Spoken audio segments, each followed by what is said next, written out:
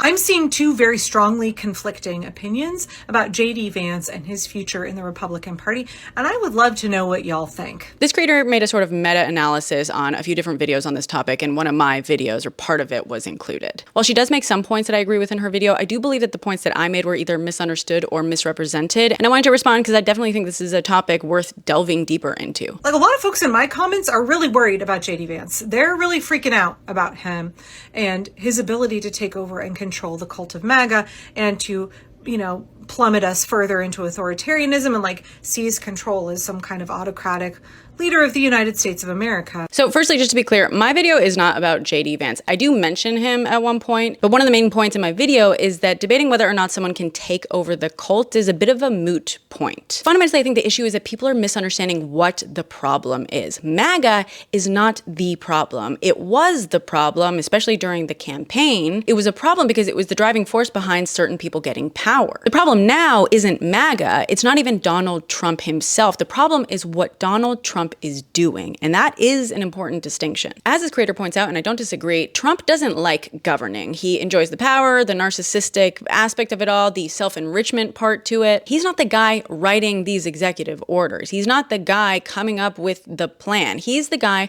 with the signature. JD Vance may enjoy governing more than Trump. I think that that's probably true as well. But if the way he would like to govern mirrors the governance that Trump is putting his signature on, there's not much of a difference there. They have the power for at least a few more years. I just personally don't believe that a dislike of JD Vance is going to be enough to turn people who are enjoying that type of governance away. And definitely not people who are at least partially behind that type of governance. Because another big issue, in my opinion, with the way people are looking at this is that there's this assumption of what authoritarianism looks like. There is this belief that it must have this single autocratic strongman figurehead on top of it. And that's not true. I also don't actually mention the Heritage Foundation or Peter Thiel in my original video, I'm pretty sure. Though she is right in assuming that I'm referring at least partially to them. The thing is, I don't envision what's happening right now as being the work of one entity, like the Heritage Foundation itself or Peter Thiel himself. I view what's going on as being the work of many powerful people with interests that are aligned. And we can see this at all levels. Some people think that everything that's going on right now is just about fascism. Some people think everything that's happening right now is just about money. And the truth is, it's about both things, depending on the person and the moment. Fascism is a very useful tool for a lot of people whose priority is money. And money is an absolute requirement for fascists who want to be in power. And yes, Peter Thiel and the Heritage Foundation backed JD Vance. I don't think that ultimately they care who's president, whether it's JD Vance, Trump, or anyone else who will do their bidding. But it goes further than that because they don't just need someone to do their bidding once things are broken enough. I have not seen a single person who has said that if Donald Trump is dethroned or passes away and JD Vance becomes president, that all of this will fall apart and it will magically go back to how it was before the election. Luckily, I didn't make that claim either. What I said is that some people are banking on the fact that if Trump is dethroned, MAGA will collapse and then we can all start putting everything back together again. And just so we're clear, I'm not saying that it's impossible, but I think that that being the assumption is dangerous because it relies, number one, on the pieces still being there to put back together again, and number two, the cessation of that breaking. Because I remind you, MAGA is not doing the breaking right now. They brought the breaking to fruition, yes, but they are not actively the ones powering that breakage. This claim that the Heritage Foundation is going to permanently cement their power, to me, that's a highly inaccurate and concerning way to frame these kinds of movements.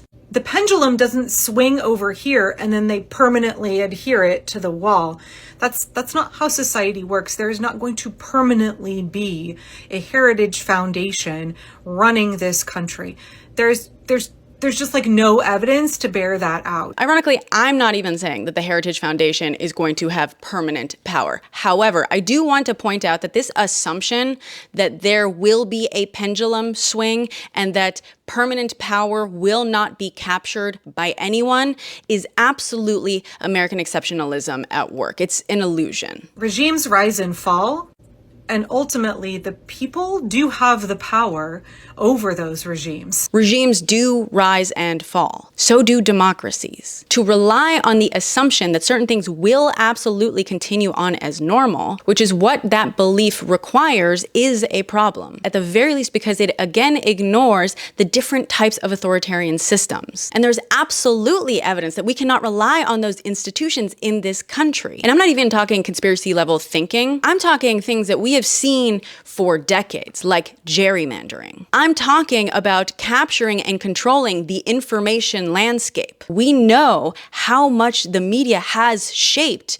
elections over the last decade. A lot of people seem to forget that even Trump himself had to be normalized, and he didn't just do that on his own. American democracy is already incredibly undemocratic. It is not representative, and right now they're taking active steps to make it even less representative. In Texas, for example, the federal government is pushing Republicans to redraw already gerrymandered districts in their favor to make them even more gerrymandered in their favor. They are actively working to further disenfranchise millions of Americans. They're not doing these things for fun. Every little bit of damage that they are inflicting right now will take years, if not decades, to undo. Even if Dems were to claw back some power, we already know from experience exactly how good Americans are at understanding solutions that take a little bit of time to be effective, like lowering inflation. This isn't anything new. This is the continuation of the exact cycle we have been in for decades, where one side uses their time to destroy as much as they can and calcify their power just a little bit more, while the other side then has to spend all their time trying to fix everything that was broken and ceding control by continuing to play by the rules. Democracy, unfortunately, is not built to withstand equal parts democracy and anti-democracy. And once again, I say Peter Thiel and the Heritage Foundation don't actually care who the president is, as long as they get what they want. Peter Thiel especially. Once he has access to and control over the things he wants access to and control over, that is his power and his control. After a certain point, he doesn't need a president to be on his side. And when you say that all of this requires the support of the people, once again, I ask you to ask yourself, what is actually the problem here? A lot of what's happening right now doesn't have majority support of the people. Trump himself doesn't. And sure, maybe he is protected somewhat by the cult following, but the cult not liking what is happening doesn't just inherently or automatically topple that executive branch. But you're also assuming that just because MAGA won't support JD Vance, they're not going to support